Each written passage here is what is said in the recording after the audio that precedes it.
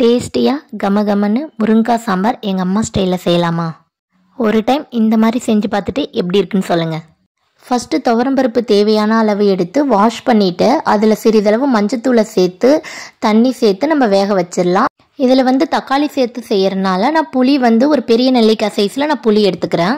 First எண்ணெய் ஒரு 2 spoon ஊற்றி கடுகு உளுந்து தாளிச்சிட்டு சின்ன வெங்காயம் கட் பண்ண வேணாம், அப்படியே சின்ன வெங்காயம் முழுசாகவே நம்ம சேர்த்துக்கலாம். அப்போ தான் சாப்பிடும் போது நல்லா டேஸ்ட்டாக இருக்கும். அப்படியே சேர்த்து ஒரு வதக்கிட்டு ஒரு தக்காளி கட் பண்ணி வச்சுருக்கேன், அதையும் சேர்த்து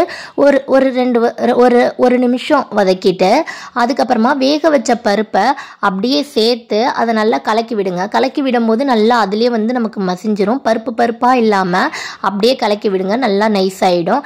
அதுக்கப்புறம் அதே கிண்ணியில் தேவையான அளவு கொஞ்சம் தண்ணி ஊற்றி அதில் நம்ம சேர்த்து நல்லா கலக்கி விட்டுறலாம். கலக்கி விட்டுட்டு தேவையான அளவு உப்பு சேர்த்துட்டு ஹை ஃப்ளேமில் வச்சுக்கோங்க. நமக்கு இப்போ ஒரு கொதி வந்ததும் அதுக்கப்புறமா கட் பண்ணி வச்சுருக்கிற முருங்காவை அதில் சேர்த்து நீங்கள் மீடியம் ஃப்ளேமில் வச்சுக்கோங்க. முருங்காய் ஒரு பாதி அளவுக்கு நமக்கு வேகட்டும், ஒரு பாதி அதாவது 3/4 வாசிக்கே வேகட்டும். வெந்த பிறகு புளி தண்ணி நம்ம சேர்த்துக்கலாம். எதுக்காக பருப்பில் வேக வைக்கிறோன்னா அப்போ தான் சீக்கிரமாக நமக்கு காய் வேகும். புளி தண்ணி ஊற்றிட்டிங்கன்னா உங்களுக்கு சீக்கிரமாக காய் வேகாது.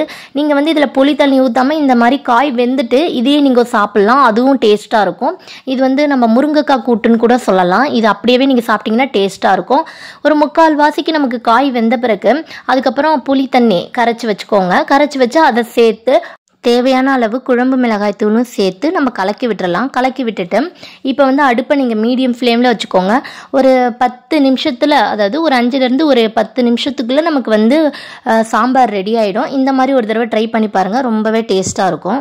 காய் ஃபுல்லாக நமக்கு வெந்தது சாம்பார் ரெடி ஆகிடும். சாம்பார் ரெடியான பிறகு கருவேப்பிலை கொத்தமல்லி இருந்தால் அதை அப்படியே மேலே தூவி நீங்கள் கலக்கி விட்டிங்கன்னா உங்களோட சாம்பார் ரெடி. இந்த வீடியோ உங்களுக்கு யூஸ்ஃபுல்லாக இருந்தால் லைக் பண்ணுங்கள், ஷேர் பண்ணுங்கள், கமெண்ட் பண்ணுங்கள். சப்ஸ்கிரைப் பண்ணலைன்னா சப்ஸ்கிரைப் பண்ணிக்கோங்க.